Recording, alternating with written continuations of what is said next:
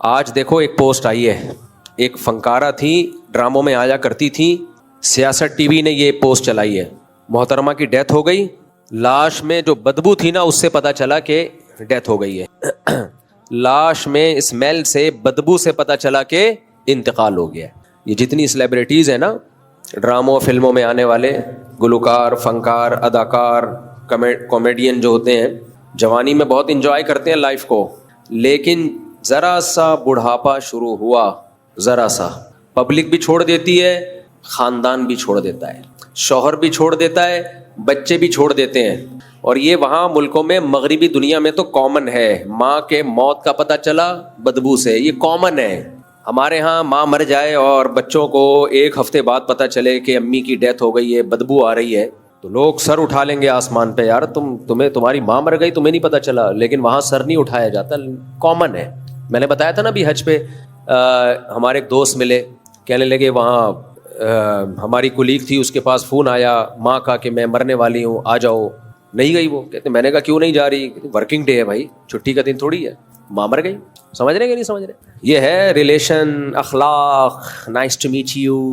English جب ہم سیکھتے ہیں تو سب سے پہلے ہمیں یہی سکھایا جاتا ہے, نائس ٹو میٹ یو. اس نے پہلے کہنا نائس ٹو میٹ یو, آپ نے جواب میں کہنا nice to meet you too. سمجھ رہے ہو؟ نہیں یار یہ سمجھ میں چھوڑو یار. تو وہ محترمہ ڈراموں میں آیا کرتی تھی, اللہ مغفرت فرمائے بیچاری کی, بہرحال مسلمان تھی. تو آخری وقت بہت ڈپریشن میں گزرا, تنہائی میں گزرا. میں لوگوں سے کہتا ہوں خدا کے لیے عبرت حاصل کرو, بچے پیدا بھی کرو, ان کو دین بھی سکھاؤ. ان لوگوں کے ایک آدھا, پونے دو اس ٹائپ کے بچے ہوتے ہیں. یہ جوانی بہت جلدی ختم ہو جاتی ہے, زیادہ ٹائم نہیں لگتا اس کے ختم ہونے میں. 40 سال کے بعد دھڑام سے نیچے آنا شروع. ماہرین بولتے ہیں بڑھاپا آنے کو کے پروسیس کو سست کیا جا سکتا ہے, ختم بولو نہیں کیا جا سکتا. آپ بہت اچھی خوراکیں کھا لیں, آپ جم جائیں, ایکسرسائز کریں, تو کیا بوڑھے نہیں ہوں گے؟ ہیں بوڑھے پھر بھی ہوں گے, ہاں تھوڑا دیر سے بوڑھے ہو جائیں گے. اور جو صحت کا خیال نہیں کرتے وہ ذرا 40 میں ہی بڈھے لگنا شروع ہو جاتے ہیں. اچھا یہ بھی بتا دوں, جو بڈھا لگ رہا ہو ضروری نہیں کہ بوڑھا ہو. میں نے بہت سے ایسے دیکھے جو لگتے کچھ اور تھے, نکلے کچھ اور. لگتے تھے کہ بوڑھے ہیں, بڑھاپے میں انہوں نے شادی کی 80 سال میں, رپورٹ پازیٹیو آئی, 2 4 بچے ہو گئے ان کے. اور ایسے بھی بہت سے دیکھیں لگتے تھے, نکلے نہیں, بیلنس ہی نہیں. خیر پھر ہم دائیں بائیں چلے جاتے ہیں یار. تو اس لیے یہ جو خاندانی نظام پر میں اتنا چیختا رہتا ہوں, اسی لیے چیختا رہتا ہوں کہ ہمارے مسلمانوں میں بھی وہی کلچر آ رہا ہے. خاندانی نظام کی ایسی کی تیسی ہو رہی ہے. تو تمہارا بڑھاپا بھی جاپانیوں والا ہوگا, چائنا والا بڑھاپا ہوگا. میں نے بتایا نا ملیشیا میں 2 چائنیز بڈھیاں دیکھی میں نے.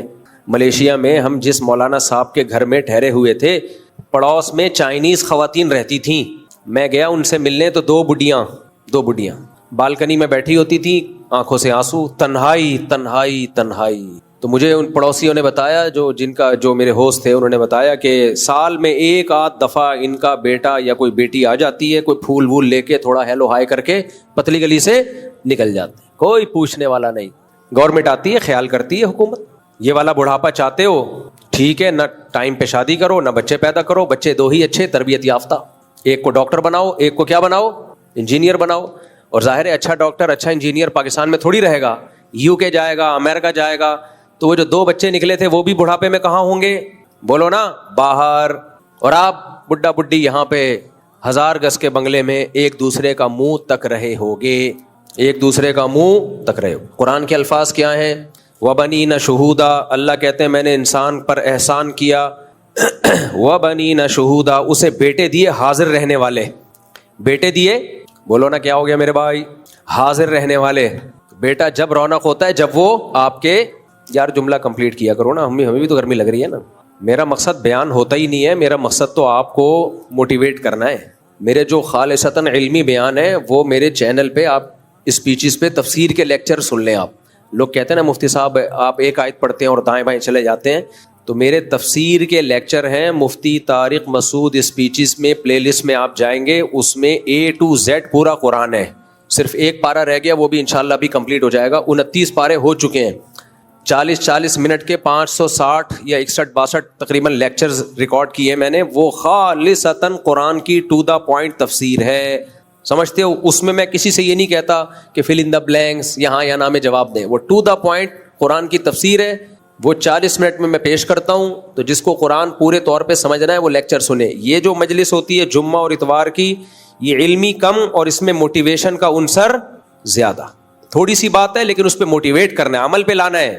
تو عمل پہ لانے کے لیے پان گٹکے کی مثالیں بھی آئیں گی اور واقعات بھی آئیں گے اور تھوڑا بہت طنز و مزاح بھی ہوگا تاکہ آپ بور نہ ہو. تو یہ سب کچھ چلتا ہے.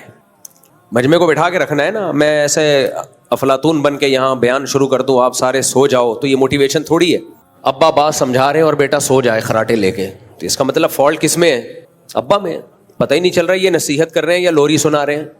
تو یہ اسپیکر کا کام ہوتا ہے کہ وہ جب نصیحت کرے, لوگوں کو کسی عمل پہ ابھارنے کی کوشش کرے, تو اس کا اسٹائل ایسا ہونا چاہیے کہ لوگ انگیج رہیں اس کے ساتھ, تاکہ لوگوں کا جو ٹائم ہے وہ ضائع نہ ہو. اس میں میرا ٹائم اتنا ضائع نہیں ہوگا, آپ کا زیادہ ضائع ہوگا.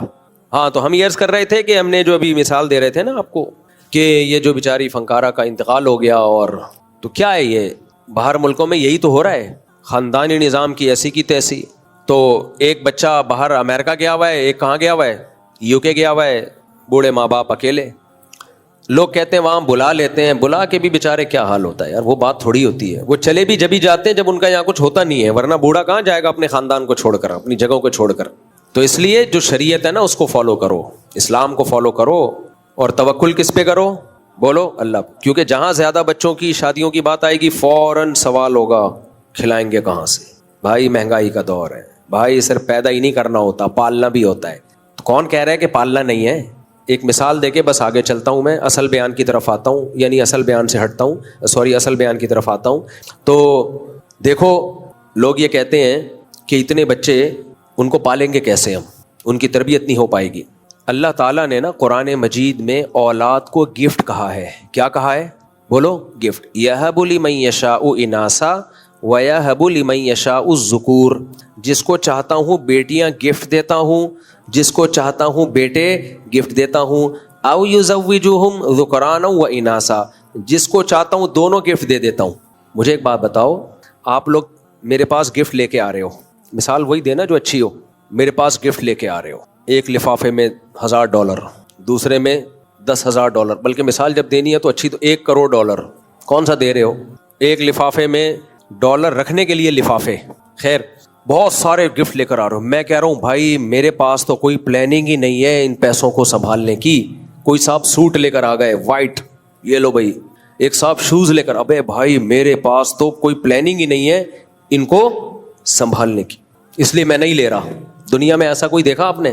گفٹ میرے بھائی جتنا ہو لیا جاتا ہے, کیونکہ گفٹ ہے, پینلٹی نہیں ہے. ہاں لینے کے بعد پلاننگ کی جاتی ہے, یار اتنا پیسہ اکٹھا ہو گیا کیا کریں, کتنا صدقہ کرنا ہے, بحریہ ٹاؤن میں مزید کتنے پلاٹ لینے ہیں, گاڑی کون سی چینج کرنی ہے, یہ والی چھوڑ دو پرانا ماڈل ہو گیا, نئی والی لے لیتے ہیں, مرغیاں دوبارہ مزید خرید لیں, شادیاں تو کر نہیں سکتے اب, یہ کر لیں وہ کر لیں, بچوں کو اور اچھے اسکول میں ڈال دیں وغیرہ وغیرہ. کیونکہ کھپانے کے لیے بہت جگہ ہے میرے بھائی. کبھی دنیا میں کوئی ایسا بے وقوف نہیں ہوگا جس کو آپ نے گفٹ دیا اور وہ کہے یار رکھنے کی جگہ نہیں ہے, وہ کہے گا لے آ بھائی جگہ بنا لوں گا, میں صدقہ کر دوں گا. یار یہ دنیا میں انگریزوں نے ہمیں ڈال دیا اس حماقت پہ. انہوں نے بولا اولاد گفٹ نہیں ہے بلکہ بوجھ ہے. یقیناً ہے, گوروں کے لیے ہے بوجھ, انگریزوں کے لیے اولاد بوجھ ہے, کیونکہ ان کے ہاں بچے ماں باپ کو نہیں پالتے, تبھی تو وہ کتے پالتے ہیں, کتے پالتے ہیں وہ, ان کے ہاں بوجھ ہے. کو پتا ہے ہمارے کسی کام کی نہیں ہے. اولاد کے رائٹس ماں باپ کے رائٹس سے زیادہ ہیں. پتا ہے مرے ہوئے ہوں گے, پتہ نہیں جنازے میں بھی آئے گا کہ نہیں آئے گا, کچھ آتے بھی ہیں, ایسا نہیں ہے. تو بھائی وہ توحید پرست تھوڑی ہیں, وہ کلمہ گو تھوڑی, ہم کلمہ گو ہیں. تو گفٹ لینے میں پلاننگ نہیں کی جاتی ہے, لینے کے بعد پلاننگ کی جاتی ہے. تو اولاد جب اللہ کی طرف سے گفٹ ہے, آنے دو. پھر کیا ہے بھائی؟ اور یار دیکھو gift, there are 2 types of gift. ایک گفٹ ہوتا ہے میں آپ کو دوں, لوگ کہتے ہیں میرے باپ کا گفٹ ہے سنبھال کے رکھوں گا, میرے پیر و مرشد کا تحفہ ہے سنبھال کے رکھوں گا. کیا خیال ہے؟ تو گفٹ کی قدر جب کی جاتی ہے, دینے والا جب آپ کی نظر میں اس کی قدر ہو. گفٹ دینے والے کی اگر قدر آپ کے دل میں ہے تو آپ اس کے تحفے کی بولو قدر کرو گے, چاہے وہ سستا ہی کیوں نہ ہو. دیکھو بقرعید میں ہم گوشت کیوں کھاتے ہیں؟ بقرعید میں اللہ نے 4 دن روزے رکھنا حرام کر دیا کہ نہیں کر دیا؟ کیا خیال ہے بھائی صاحب؟ کیوں؟ اللہ کہتے ہیں میں تمہیں گفٹ میں گوشت دے رہا ہوں, یہ جانور تم نے کاٹا کس کے لیے؟ بولو اللہ کے لیے, میرے حوالے کر دیا, میں اس کا مالک. اب میں نے تمہیں کہا کھاؤ, میری طرف سے کیا ہے؟ دعوت. تو کیا مطلب یہ عام دنوں میں جو ہم بکرے کھاتے ہیں یہ اللہ کے علاوہ کوئی اور کھلاتا ہے ہمیں؟ ہیں آپ لوگ بولتے ہی نہیں ہو یار, مزہ ہی نہیں آ رہا. عام دنوں میں ہم جو بکرے کھاتے ہیں یہ کیا جاپان کے سائنسدانوں نے پیدا کیے ہیں؟ یہ بھی تو اللہ نے پیدا کیے ہیں. لیکن اللہ نے کہا روزہ رکھو زیادہ بہتر ہے, شام کو افطاری میں کھا لینا, دن میں کیا رکھو؟ روزہ. لیکن بقرعید میں اللہ نے 4 دن 3 دن قربانی کے, چوتھا دن بھی روزے کو حرام کر دیا. کیوں حرام کر دیا؟ اس کو اسپیشلی اللہ اپنا گفٹ کہتا ہے کہ بقرعید کا گوشت یہ میری طرف سے تحفہ ہے, گفٹ ہے, میری طرف سے ضیافت ہے. تبھی صحیح حدیث میں آتا ہے ایام اکل و شربن, کھانے پینے کے ایام ہیں یہ. اسلام میں صرف 4 دن ہی ہے کھانے پینے کے, باقی سارے روزے کے ہیں. ایک 5 دن, ایک عید کا اور ایک 4 دن بقرعید کے, جن میں 3 قربانی کے, ایک ایام تشریق. 5 دن ہی ہے اسلام میں کھانے پینے کے, باقی سارا سال کم کھاؤ گے ثواب ملے گا, روزہ رکھو گے ثواب ملے گا. تو یہ کیوں اللہ نے بقرعید میں حرام کر دیا؟ اللہ نے کہا یہ میری طرف سے ضیافت ہے. اب گوشت تو ہم پورا سال کھاتے ہیں, لیکن اس گوشت کی نسبت کدھر کو ہو گئی؟ اللہ کی طرف. اب اس کی ویلیو ہماری نظر میں بڑھ گئی. ہم روزہ نہیں رکھ سکتے. اللہ کہیں گے یہ کیا بات ہے, میں دعوت کر رہا ہوں, تم روزہ اپنے دوست کے ولیمے میں گئے, دوپہر کو بلایا اور آپ کھا نہیں رہے, میرا روزہ ہے. وہ کہے گا یار میں نے تو 1 مہینہ پہلے بتا دیا تھا آج میرا ولیمہ ہے, کسی اور دن نہیں روزہ رکھ سکتے تھے. غصہ آئے گا نا اس کو, جس طرح اللہ کو بھی غصہ آتا ہے. تو اولاد, ہر نعمت اللہ کا گفٹ ہے, لیکن اولاد کو اسپیشلی اللہ نے اپنا گفٹ بولو قرار دیا. یہب لمن ہبا, ہبا کرتا ہوں, ہبا گفٹ. تو جو اللہ کا گفٹ ہے اس میں آپ کہہ رہے ہو بچے 2 ہی اچھے, واہ کمال ہو گیا. یہ گورے نے آپ کی کھوپڑی کیا کر دی ہے؟ خراب, کیونکہ اس کی اپنی کھوپڑی خراب ہو چکی. ان کے لیے واقعی وہ پینلٹی ہے, عذاب جان ہے, ہمارے لیے عذاب نہیں ہے میرے بھائی. تو اس لیے اللہ کے گفٹ کو بھی گفٹ سمجھو. اور گفٹ پہ جو خرچہ ہوتا ہے نا اسے انسان بوجھ نہیں سمجھتا, کیونکہ گفٹ اگر ایسا ہے کہ اس پہ آپ کا خرچہ زیادہ ہو رہا ہے اور اس کا آؤٹ پٹ کم ہے تو وہ گفٹ نہیں ہے, وہ عذاب ہے. مجھے ایک بات بتاؤ, آپ کو ایک شخص بائک دے کے جائے جس کی ٹینکی بہت بڑی ہو, بہت مہنگی بائک ہو, آپ غریب آدمی ہو, اور بائک ایسی ہو کہ اس میں انجن آئل کا ٹھیک ٹھاک خرچہ, آپ کی پوری سیلری اس میں خرچ ہو جائے, اور ٹھیک ٹھاک مہنگا پیٹرول ڈلتا ہے اس میں, آپ کی تنخواہ اتنی ہے نہیں, تو آپ گفٹ دینے والے کو کیا کہو گے؟ بولو گے بھائی میں یہ کسی اور کو پہنا دوں گا, میں نہیں رکھوں گا. وہ کہے گا نہیں, آپ کو کسی کو پہنانے کی بھی اجازت نہیں ہے, یہ گفٹ ہے, تیرا باپ بھی چلائے گا اس کو. تو یہ گفٹ دینے والے کے بے وقوف ہونے کی علامت ہے یا نہیں ہے؟ توجہ ہے نا, کہ بھائی تو غریب آدمی کو گفٹ دے رہا ہے اور اس گفٹ کو کسی اور کو گفٹ دینے کی, بیچنے کی بھی اجازت نہیں دے رہا, اور کہہ رہا ہے تو ہی چلائے گا اس کو. تو کمبخت جب تو نے اس کو اتنا مہنگا گفٹ دیا کہ اس میں ڈیزل, پیٹرول اور انجن آئل اور اس کی سروس اس کی تنخواہ سے 10 گنا زیادہ ہے, تو یا تو اس کی تنخواہ بڑھوا یا اس کے خرچے بھی دے, بائک کے جتنے بھی ایکسپینسز ہیں وہ سمیت دے, اس کی ٹیوننگ, اس کی سروس, اس کی پیٹرول, وہ سارا تیرے پیٹرول پمپ سے ہوگا, پھر تو ہم اس کو گفٹ مانیں گے. ادروائز یہ گفٹ نہیں ہے, یہ عذاب ہے. اللہ اولاد کو گفٹ قرار دیتا ہے, مالداروں کے لیے بھی اور غریبوں کے لیے بھی. یہ عجیب بات ہے, اللہ غریب کو اولاد دے اور کہے میرا گفٹ ہے, میرا تحفہ ہے, اتنا بڑا تحفہ کہ 2 بکرے کاٹ, گنجائش نہیں ہے تو ویسی کھانا کھلا دے لوگوں کو. اور پھر اللہ کہہ رہا ہے کہ اس کے خرچے اس کے آؤٹ پٹ سے زیادہ ہیں, تو یہ گفٹ نہیں ہے, پھر یہ کیا ہے؟ عذاب ہے. تو پھر یہ قرآن غلط ہو جائے گا میرے بھائی, پھر تو قرآن غلط ہو جائے گا, معاذ اللہ, اللہ غلط ہو جائے گا. اللہ کہے گا اللہ تو غریب کو بچہ دے رہا ہے لیکن مہنگائی کے دور میں دے رہا ہے تو اس کو, اور پھر اس غریب کا اتنا خرچہ کرا رہے اس بچے کے اوپر اور اس کا آؤٹ پٹ کچھ بھی نہیں ہے, اس کے ایکسپینسز اس کی انکم سے زیادہ ہیں, تو پھر یہ یا تو گفٹ نہیں ہے, یہ عذاب جان ہے, یا تیرا مطلب پھر کچھ اور ہے. تو اللہ کہے گا میرا مطلب کچھ اور نہیں ہے, میرا مطلب گفٹ کا گفٹ ہی ہوتا ہے, تحفے کا تحفہ ہی ہوتا ہے. لیکن اس کے ایکسپینسز جب عذاب جان بنتے, جب میں ایکسپینسز کی ذمہ داری لیے بغیر یہ گفٹ دیتا, میں یہ گاڑی اور بائک اس کو دے رہا ہوں, یہ کمپنی دے رہی ہے, اس کا سارا خرچہ کس کے ذمہ ہے؟ کمپنی کے ذمہ ہے. اس لیے اللہ نے کہا نحن نرزقکم وإیاہم, اولاد مت قتل کرو, نہ روکو, اس لیے کہ ہم بھی اس کو روزی دیں گے, اس کو بھی دیں گے اور تمہیں بھی دیں گے. سمجھ میں نہیں آ رہی بات؟ کسی لبرل سیکولر کی سمجھ میں نہ آئے تو سمجھ میں آتا ہے, جمعہ پڑھنے آتے ہو پھر بھی سمجھ میں نہیں آتا تو پھر اپنی عقل کا علاج کراؤ, کیونکہ جمعہ کیوں پڑھنے آئے ہو؟ پیسے ملتے ہیں یہاں پہ, کیا ملتا ہے بھائی یہاں پہ؟ پسینے کے علاوہ فی الحال کچھ بھی نہیں ملتا. اس لیے آتے ہو, اللہ نے بولا ہے بھائی, جب اللہ کی بات پہ بغیر دیکھے ایمان لا رہے ہو اور جمعہ پڑھنے آ رہے ہو, تو جس اللہ نے جمعے کو فرض قرار دیا ہے اسی اللہ نے بولا ہے کہ رزق کی تنگی سے اولاد کو مت روکو.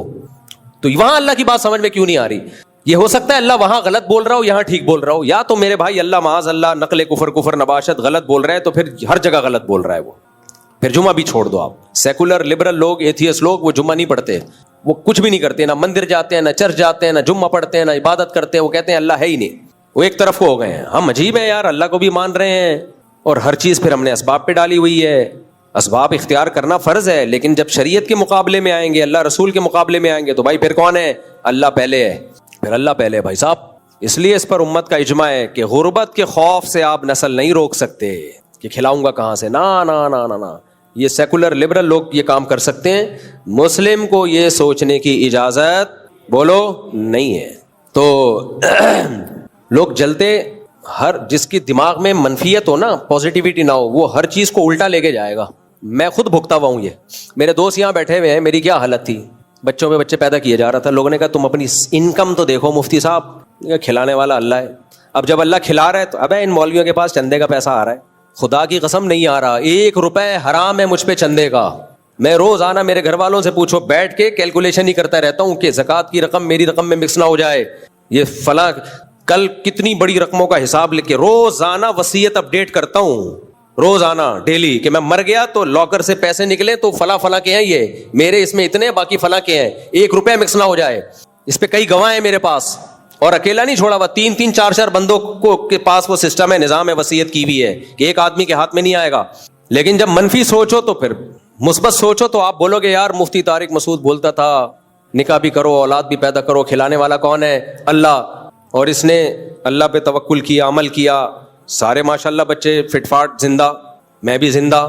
کتنے لوگوں نے مارنے کی کوشش کی, صرف اسی برکت سے نہیں مرا میں, کہ اللہ نے کہا یہ مر گیا تو پھر مسئلہ یہ ہوگا کہ لوگ بولیں گے دیکھو یہ ہوتا ہے. مرنے کا کوئی بھروسہ نہیں ہے, کبھی بھی مر سکتے ہیں, لیکن اب تک تو بچ گئے نا, نہ بھوک سے مرے الحمدللہ, نہ کسی اور طرح سے مرے. اب کوئی مار دے تو الگ بات ہے یہ سن کے. تو اور اپنے ساتھ کے بھی ہم نے لوگوں کو دیکھا, بچے بھی ہو رہے ہیں, شادیاں بھی. اب ہمارے جو دوست ہیں جن کا میں اکثر نام لیتا رہتا ہوں, بیچارے کی محدود آمدن ہے, بچے بھی پیدا ہو گئے, بڑے بھی ہو گئے, بچوں کی شادیاں بھی کرتی ہیں, ان کے بھی بچے ہو گئے, اور بیچارہ پیسے والا سوچتا رہے گا ایکچولی ابھی آمدن اتنی ہے تو ایکچولی اس میں اتنے ہو سکتے ہیں, ایکچولی وہ ایکچولی کرتے کرتے بڈھا, 1000 گز کا بنگلہ, پھر وہ کہے گا اب ایکچولی کا ٹائم نکل گیا.